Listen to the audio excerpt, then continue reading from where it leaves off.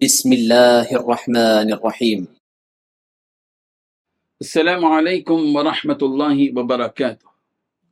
الحمد للہ وکفا وسلام علی عبادہ الذین اصطفی، اما بعد۔ حاضرین و ناظرین، یہ درس نمبر 2186 اور آج سورۃ الملک کی 3 آیتوں کی تلاوت و تشریح کی جائے گی۔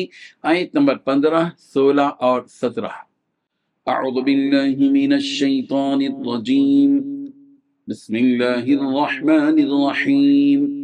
هو الذي جعل لكم الأرض ذلولا فامشوا في مناكبها وكلوا من رزقه وإليه النشور أأمنتم من في السماء أن يخسف بكم الأرض فإذا هي تمور أم أمنتم من في السماء أن يرسل عليكم حاصبا فستعلمون كيف نظير۔ صدق اللہ العظیم۔ لفظی ترجمہ یوں ہے، هو الذی، وہی ہے جس نے جعل، بنایا، لکم، تمہارے لیے، الارض، زمین کو، ذلولا، نرم، فمشو، لہذا تم چلو، فی مناکبہا، اس کے راستوں پر، وکلو، اور کھاؤ، من رزقی، اس کے رزق میں سے، وإلیہ، اور اسی کی طرف، النشور، قبروں سے اٹھ کر جانا ہے۔ آمین، کیا تم بے خوف ہو گئے ہو، من، اس سے جو، فی السماء، آسمان میں ہیں، ان یخسفا، کے دھسا دے، بکم، تمہیں، الارض، زمین میں، فاذا، تو ناگہاں، ہیا، وہ، تمور، نیز حرکت کرنے لگے۔ امین تم، یا تم بے خوف ہو گئے ہو، من، اس سے جو، فی السماء، آسمان میں ہیں، ان یرسلا، کہ وہ بھیجے، علیکم، تم پر، حاصبا، پھتراؤ کرنے والی آندھی، فستعلمون، پھر عن قریب تم جان لوگے، کیف نذیر، کیسا ہے میرا ڈرانا۔ ترجمہ یوں ہے، وہی ہے جس نے تمہارے لیے زمین کو رام کر دیا ہے، لہذا اس کے مونڈھوں پر چلو پھرو اور اس کا رزق کھاؤ، اور اسی کے پاس دوبارہ زندہ ہو کر جانا ہے۔ کیا تم آسمان والے کی اس بات سے بے خوف ہو بیٹھے ہو کہ وہ تمہیں زمین میں دھسا دے تو وہ ایک دم تھر تھرانے لگے، یا کیا تم آسمان والے کی اس بات سے بے خوف ہو بیٹھے ہو کہ وہ تم پر پتھروں کی بارش برسا دے، پھر تمہیں پتہ چلے گا کہ میرا ڈرانا کیسا تھا۔ ان 3 آیتوں میں 9 باتیں بیان کی گئی ہیں۔ پہلی بات، وہی وہ اللہ ہیں جس نے تمہارے لیے زمین کو تابع کر دیا۔ دوسری بات، لہذا تم اس زمین کے مونڈھوں پر چلو پھرو اور اس کا رزق کھاؤ۔ تیسری بات، اسی کے پاس دوبارہ زندہ ہو کر جانا ہے۔ چوتھی بات، کیا تم آسمان والے کی اس بات سے بے خوف ہو گئے ہو کہ وہ تمہیں زمین میں دھسا دے۔ پانچویں بات، پھر وہ زمین ایک دم سے تھر تھرانے لگے۔ چھٹویں بات، یا پھر تم آسمان والے کی اس بات سے بے خوف ہو بیٹھے ہو کہ وہ تم پر پتھروں کی بارش برسا دے۔ ساتویں بات، پھر تمہیں پتہ چلے گا کہ اللہ تعالیٰ کا ڈرانا کیسا تھا۔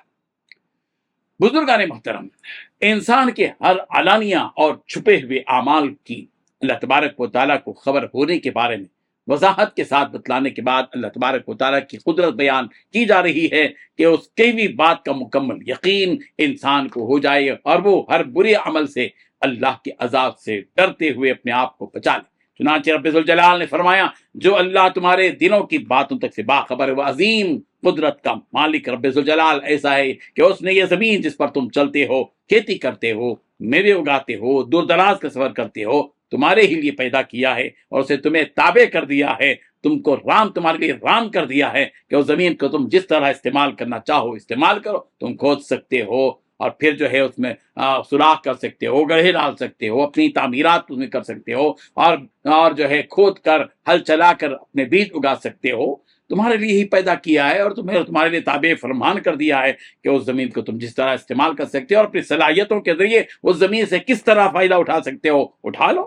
تم اس پر اپنا گھر بنا سکتے ہو، اسے نہریں نکال سکتے ہو، اس پر غلہ اگا سکتے ہو، اس پر راستے بنا سکتے ہو، تو الغرض جو تم کر سکتے ہو کرو، اس سے کہ اللہ تبارک و تعالیٰ نے اسے اسی لیے پیدا کیا ہے اور اس طرح ہی پیدا کیا ہے کہ وہ زمین تمہارے ہر طرح کے کام ہے۔ لیکن یہ زمین اور یہ ساری دنیا بھی عارضی ہے کہ یہاں پر تمہیں کچھ ہی دن گزارنا ہے، کچھ ہی وقت گزارنا ہے، پھر اس کے بعد اللہ تبارک و تعالیٰ ہی کے پاس تمہیں دوبارہ لوٹ کر جانا ہے، جہاں سے آئے تھے وہیں تم کو جانا ہے، تاکہ وہ تم سے تمہارے اعمال کا حساب لے، اور پھر حساب لے کر تمہیں دنیا میں کس مقصد کے لیے بھیجا گیا تھا اور تم وہاں کیا کیا کر کے آئے ہو۔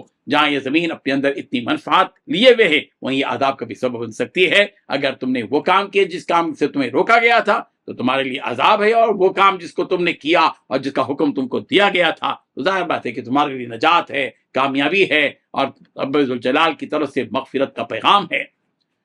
تو اس لیے اللہ تبارک و تعالیٰ فرما رہے ہیں کہ کیا تم اس بات سے مطمئن ہو گئے ہو کہ تمہیں اللہ جو آسمانوں میں ہے زمین میں دھنسا دے، کہ اگر اس دنیا میں تم اللہ کی نافرمانی کرو، کفر و شرک کرتے ہوئے زندگی گزارو، اس کے بھیجے ہوئے پیغمبروں اور کتابوں کو جھٹلا دو، تو وہ اللہ اس زمین کو پھاڑ کر تمہیں اس زمین میں دھنسا سکتا ہے، تمہیں دفن کر سکتا ہے، زمین دوز کر سکتا ہے، جیسا کہ اس نے اپنے نافرمان بندوں کو یعنی قارون وغیرہ کو کیا فخسفنا بھی وبدارہ الارض، قارون کو اور قارون کے سارے خزانوں کو رب ذوالجلال نے دھسا دیا زمین میں۔ یہ سخت عذاب ہے کہ زمین بھی اس عذاب سے تھر تھرانے لگے، کہ جس کی تھر تھراہٹ سے تم اور اندر دھنستے چلے جاؤ گے۔ تو سوچو کہ جب اس جیسی سخت چیز کا یہ عالم ہے کہ وہ اپنے رب کے عذاب سے سہم جاتی ہے، تو پھر تمہارا کیا عالم ہوگا۔ لہذا اس عذاب سے بھی ڈرتے رہو، بے خوف ہو کر مت بیٹھو، اور قسم قسم کے جو عذاب یہاں پر بیان کیے گئے ہیں، انسانوں کو ڈرایا جا رہا ہے کہ پروردگار سے تم ڈرو، اپنی آخرت کی تیاری کرو۔ اللہ تبارک و تعالی ہم سب کو گزری ہوئی قوموں سے سبق حاصل کرنے کی اور ان آیات کو سمجھنے کی اور اس سے عبرت حاصل کرنے کی توفیق عطا فرمائے۔ آمین۔ وآخر دعوانا الحمد للہ رب العالمین۔